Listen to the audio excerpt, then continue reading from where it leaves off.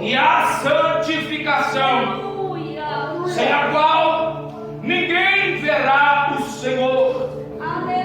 Tendo cuidado de que ninguém se prive da graça de Deus e de que nenhuma raiz de amargura brotando vos perturbe e por ela muitos se contaminem, e ninguém seja fornicador ou profano como Esaú, que por um manjar vendeu o direito da primogenitura, porque bem sabeis que, querendo ele ainda depois herdar a bênção, foi rejeitado, porque não achou lugar de arrependimento, ainda que com lágrimas o buscou.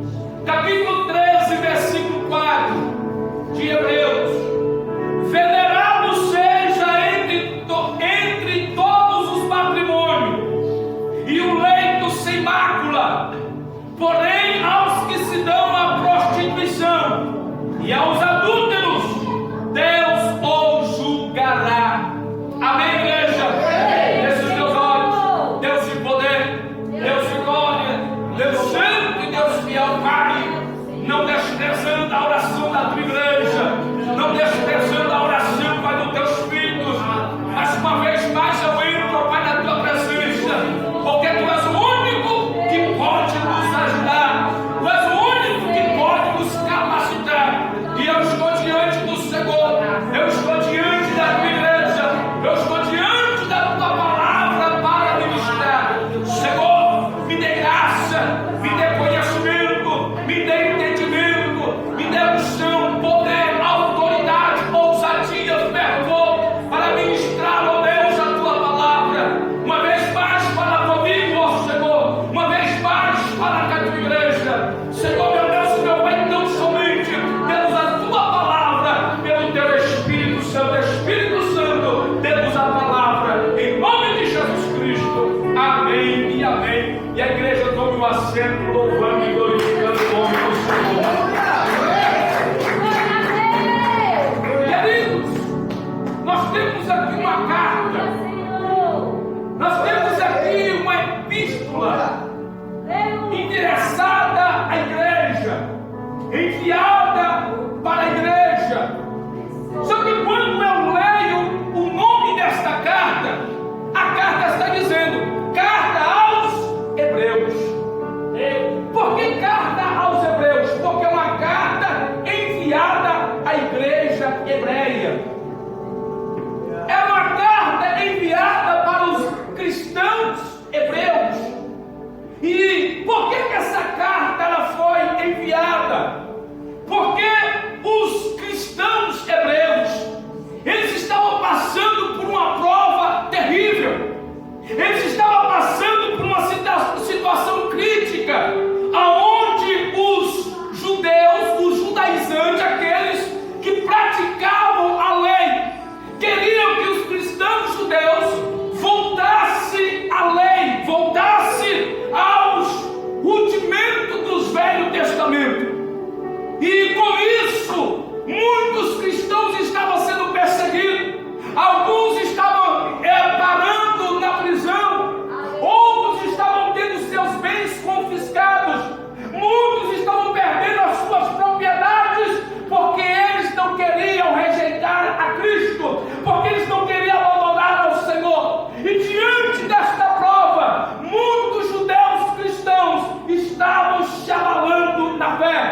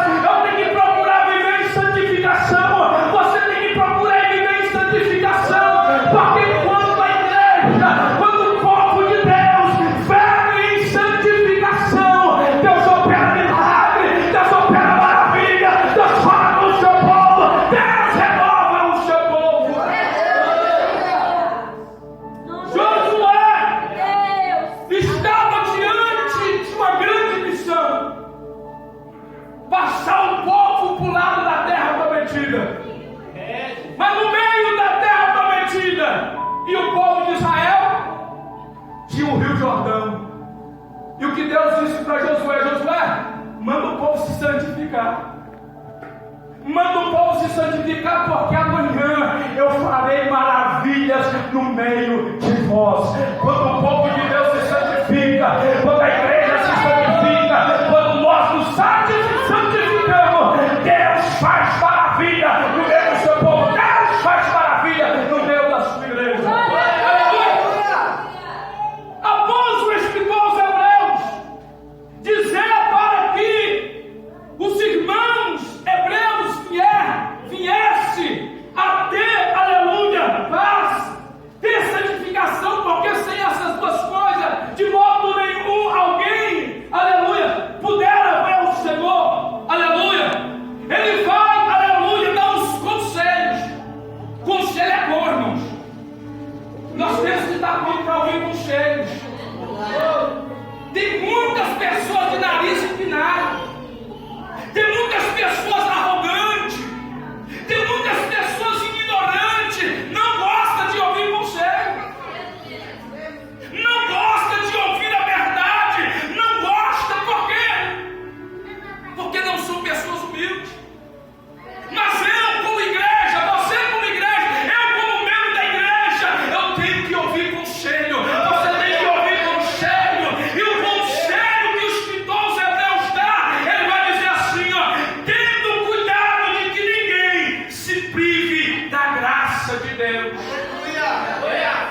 A graça de Deus é abundante, a graça do Senhor é imensa, a graça de Deus ela não se limita aos meus pensamentos, a graça de Deus não se limita aos seus pensamentos, a graça de Deus não se limita no campo da minha visão, não, da sua visão, não.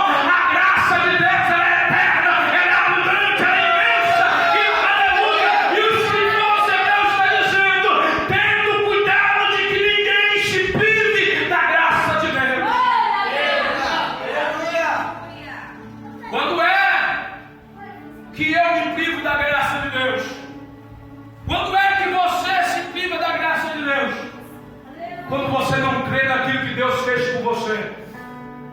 O que Deus fez lá na cruz do Calvário por mim, o que Deus fez lá na cruz do Calvário por você, aleluia, Ele se entregou por mim, Ele se entregou por você, sem eu merecer, sem você merecer, sem nós merecer, aleluia, Ele se entregou por nós. Aleluia. Mas eu quero chegar na primeira advertência, porque a hora não nos espera, nós ainda temos a Santa Ceia para celebrar. A primeira advertência, aleluia, que é um pecado. É um pecado discreto. É um pecado que ninguém vê ele. É um pecado que ele está no íntimo. Aleluia. Mas Deus conhece. O homem nenhum pode detectar esse pecado. O homem nenhum pode, aleluia, enxergar esse pecado. Só que Deus enxerga. Pastor, qual é esse pecado? Qual é a advertência para a igreja? O primeiro pecado é a raiz da amargura. Aleluia. Olha o que o texto está dizendo no versículo de número 15: tendo cuidado de que ninguém se prive da graça de Deus e de que nenhuma raiz de amargura. Glória a Deus. Eu sou sujeito a pecar. Você é sujeito a pecar porque nós somos imperfeitos. Mas tem uma raiz que eu não posso deixar brotar na minha vida. Tem uma raiz que você não pode deixar brotar na sua vida. Pastor, que raiz é essa? A raiz da amargura. O texto está dizendo de que nenhuma raiz de amargura, vírgula, brotando. Qualquer um de nós podemos deixar essa raiz brotar. Qualquer um de nós que não dá ouvido à voz de Deus, qualquer um de nós que não dá ouvido à voz do Espírito Santo, qualquer um de nós que não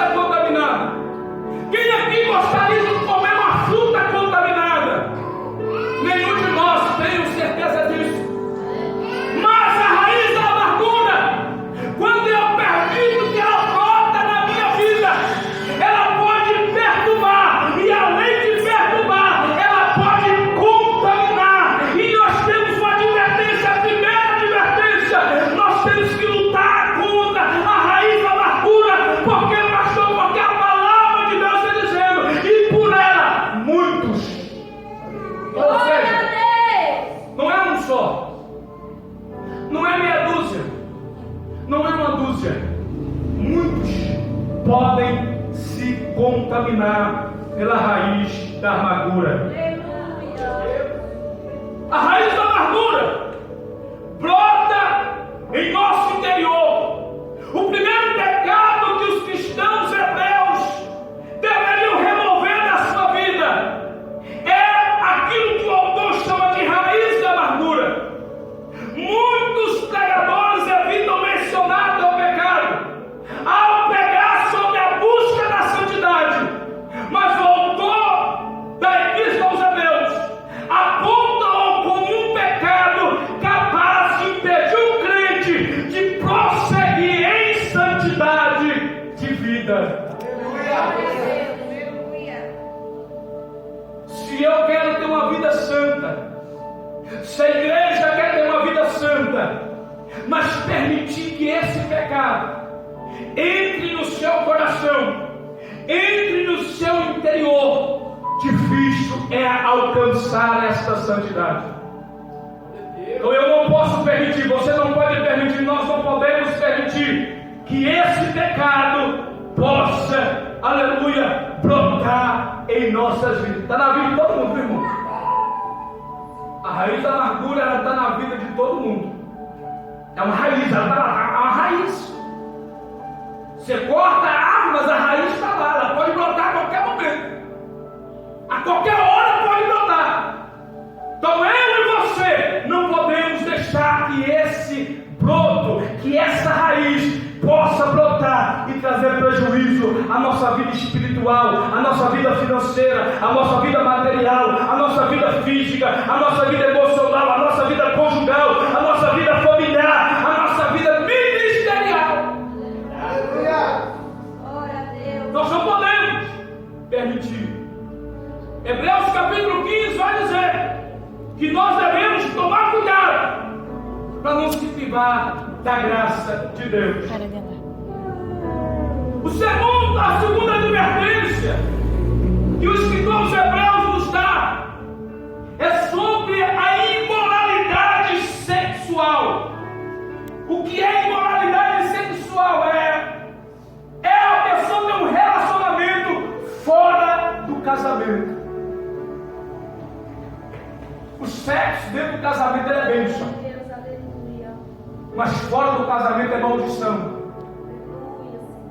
E é por isso que a Bíblia vai dizer que aqueles que querem se abrasar, tomem cuidado, é melhor casar. É melhor casar do que se abrasar. O único pecado, irmãos, que contamina o corpo é o sexo fora do casamento. Ele contamina o corpo, por quê? Porque há uma unidade, há um corpo só. E a Bíblia vai nos mostrar que os cristãos da carta aos Hebreus, eles tomaram muito prejuízos, porque até o momento em que essa carta chegou a eles, muitos estavam vivendo desta forma e não estavam tendo força para vencer as lutas que estavam vindo sobre eles. Hebreus capítulo 13, versículo de número 4 vai dizer: venerado seja entre todos os matrimônios o leito sem mácula. Não pode ter, irmãos,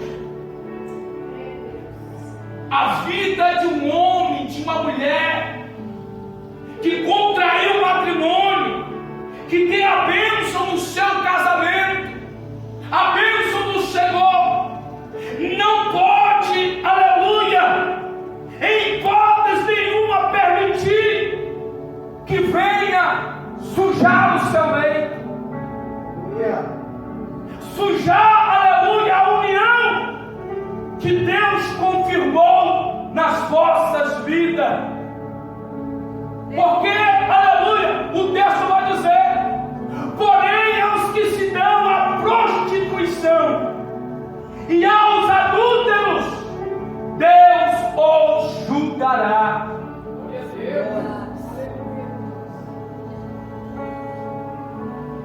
O julgamento não vem do homem. E servir não pode mudar nada na minha vida, não pode mudar nada na sua vida. Jesus, ele diz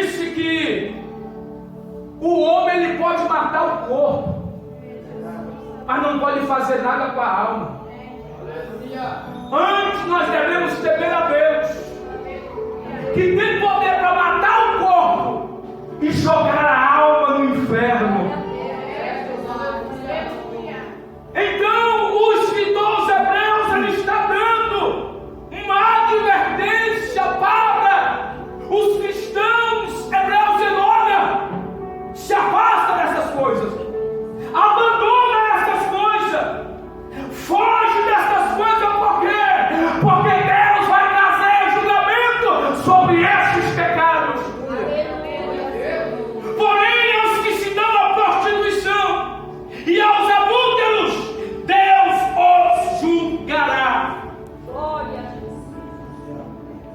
O pecado da raiz da amargura, ele é um pecado escondido. Ele é um pecado interior. O pecado da imoralidade sexual, ele já é um pecado, irmãos, que ele pode ser visto como a mulher do Evangelho de João, capítulo 8. A Bíblia diz que aquela mulher, ela foi pega no próprio ato adulterando. Só que ela foi pega. Só que o homem não veio, só trouxe a mulher. Por que não trouxeram o homem? Se foi pega no ato. Se foi pega no ato, por que só a mulher? Por que só trouxeram a mulher para ser julgada? Não trouxe também o homem para ser julgado? Mas é um pecado que alguém viu. É um pecado exterior. O pecado da amargura, da raiz da amargura, ele é íntimo, é interior, somente Deus sabe. E quando o pecado da amargura ele aflora, a pessoa já está contaminada e já contaminou outras pessoas. O pecado da imoralidade sexual, ele contamina do mesmo jeito que qualquer tipo de outro pecado. Mas é um pecado fora, é um pecado que ele é exposto, ele é fácil de ver, alguém pode ver. O pecado da imoralidade é o segundo pecado descrito. É o pecado da imoralidade sexual. Ele é novamente mencionado em Hebreus capítulo 10, versículo 4. Tal repetição indica ter sido este um dos primeiros problemas com os quais se envolveram os leitores das cartas aos Hebreus. Os que se achavam envoltos com esses problemas dessa natureza eram provavelmente aqueles que tinham suas desculpas teológicas para abandonarem a fé em Cristo. Mas o Espírito Santo, que sonda todas as coisas, inclusive o coração do homem, detecta o pecado de impureza nos leitores da Epístola aos Hebreus e exorta-os a abandoná-los. A Bíblia diz, irmão, que aquele que confessa e deixa alcança misericórdia. A misericórdia de Deus já está aí, irmão, pairando. A misericórdia do Senhor está aí. Mas nós temos que buscar ao Senhor para que Ele nos dê força para nós abandonar os pecados, para nós fugir dos pecados, para nós ser libertos dos pecados, porque Cristo, Ele morreu para isso, para nos purificar de todo o pecado. A terceira advertência, e eu finalizo, para nós celebrarmos a Santa Ceia do Senhor, é o pecado da leviandade. O que é pecado da leviandade? Isso acontece muito bem na igreja. O pecado da leviandade, ele acontece muito no meio do povo de Deus. Qual é o pecado da leviandade, pastor? É quando Deus te dá algo e você não valoriza aquilo que Deus te dá. É quando Deus coloca algo nas minhas mãos e eu não valorizo aquilo que Deus colocou nas minhas mãos. É quando Deus coloca algo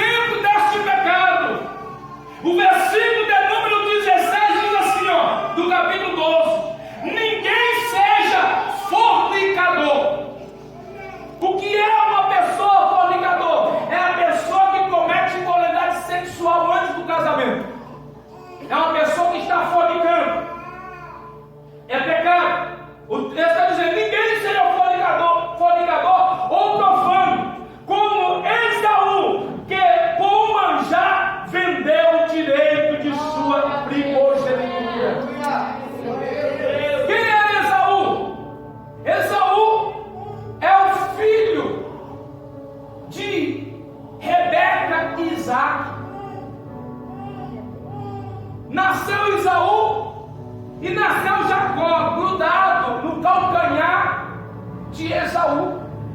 Quem nasceu primeiro, pastor? Os dois nasceram juntos, irmão. Viu?